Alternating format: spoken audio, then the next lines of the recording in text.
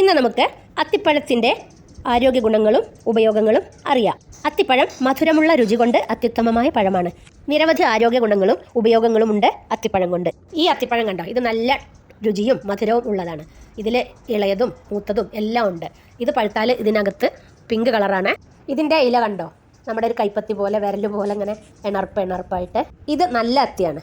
അത്തിപ്പഴം വളരെ പോഷക സമൃദ്ധമാണെങ്കിലും കലോറിയും പഞ്ചസാരയും ഉയർന്ന അളവിൽ അടങ്ങിയിട്ടുണ്ട്.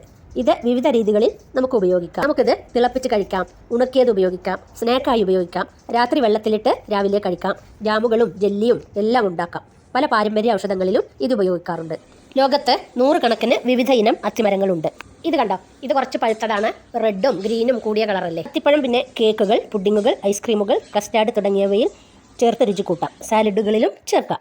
ഇന്ത്യയിൽ പൂനെ അത്തി എന്ന ഇനം വളരെ പ്രചാരത്തിലുണ്ട്. കേരളത്തിലെ തോട്ടങ്ങളിൽ ബ്രൗൺ തുർക്കി ഇനങ്ങളാണ് സാധാരണയായി കാണപ്പെടുന്നത്. ഇത് ഞാൻ മുറിക്കാൻ പോവുകയാണ്. പണ്ട് ഞങ്ങളെ അത്തിമരത്തിൽ കയറി അത്തിപ്പഴം പറിച്ച് കഴിക്കുന്നതിന് മുമ്പ് ഒരു പാട്ടുണ്ട്. അത്തിപ്പഴം ഇങ്ങനെ കൈയിൻ്റെ ഉള്ളനടിയിൽ വെച്ചിട്ട് മറ്റേ കൈ കൊണ്ട് ഇങ്ങനെ കമഴ്ത്തി അതിങ്ങനെ ഉരുട്ടുമ്പോൾ അത്തിപ്പഴം പോകുമ്പോൾ വാഴക്കുട്ടിത്തേനെ, അത്തിപ്പഴം പോകുമ്പോൾ വാഴക്കുട്ടിത്തേനെ എന്ന് പറഞ്ഞിട്ട് അത്തിപ്പഴം ഇങ്ങനെ പൊളിച്ച് കഴിയുമ്പോൾ അതിനകത്തെ ഈച്ചകളും പ്രാണികളൊക്കെ അതിനകത്ത് തന്നെ ചത്തിട്ടുണ്ടാവും.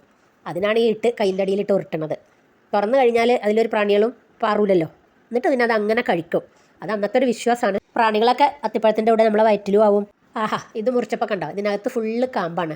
ഇതാണ് നല്ല അത്തിപ്പഴം. കണ്ടോ, ഇതിനകത്ത് ഇങ്ങനെ ആര് പോലെ. ഇതാണ് കേട്ടോ ഞാൻ പറഞ്ഞ പാട്ട്.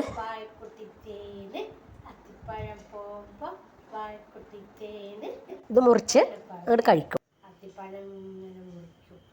വട്ടത്തിലല്ലേ ഈ അത്തി കണ്ടോ, ഇതിലെ കായ കഴിക്കാൻ കൊള്ളൂല. അത് കഴിച്ചാൽ ഒരു ചവർപ്പായിരിക്കും, മധുരം ഉണ്ടാവില്ല. ഇതാണ് ആ അത്തി. 40 വർഷം മുമ്പ് ഞങ്ങൾ കയറിയിരുന്നതാണ് കണ്ടോ. പക്ഷേ ഇതിപ്പോൾ വെട്ടിയിട്ട് അതിൻ്റെ അടിയിൽ നിന്ന് കുറേശ്ശെ തളിർത്ത് വരുന്നുണ്ട്. അത്തിപ്പഴത്തിൽ ആൻറ്റി ഓക്സിഡൻറ്റുകളും അടങ്ങിയിട്ടുണ്ട്. ഈ ധാതുക്കളെല്ലാം ഉള്ളതുകൊണ്ട് ദഹനത്തിനും രക്തസമ്മർദ്ദ നിയന്ത്രണത്തിനും എല്ലുകളുടെ ആരോഗ്യത്തിനും നല്ലതാണ്. ഹൃദയാരോഗ്യത്തിനും നല്ലതാണ്.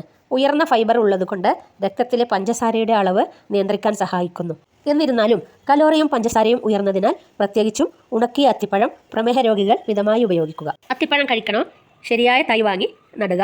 നല്ല അത്തിപ്പഴം നോക്കി തിരഞ്ഞെടുത്ത് കഴിക്കുക. എല്ലാ അത്തിപ്പഴങ്ങളും കഴിക്കാൻ കൊള്ളില്ല. ഇത് കണ്ടോ, വിൽക്കാൻ വെച്ച അത്തിപ്പഴം നല്ല ഭംഗിയിൽ ആണല്ലോ അത് വെച്ചിട്ടുള്ളത്. അത്തിമരപ്പൊത്തിൽ പാമ്പുണ്ടാകുമെന്ന് പറയാറുണ്ടല്ലോ. ഞാനിതുവരെ മരത്തിൽ കയറിയിട്ടും നോക്കിയിട്ടും ഒന്നും കണ്ടിട്ടില്ല. എൻ്റെ ഈ ചാനൽ സബ്സ്ക്രൈബ് ചെയ്യുക, ലൈക്ക് ചെയ്യുക, കമൻറ്റ് ചെയ്യുക. വൈകാതെ നിങ്ങളും നട്ടോളൂ.